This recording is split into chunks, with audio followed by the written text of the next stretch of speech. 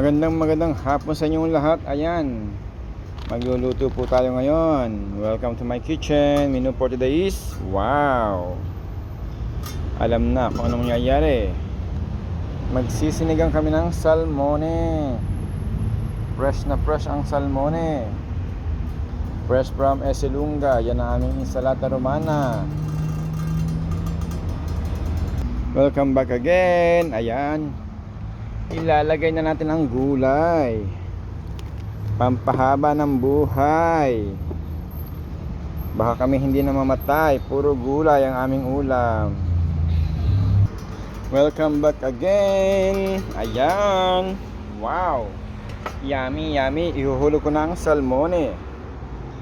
8 pirasong salmone. Ayan, kinamay na natin yan. Masarap yan.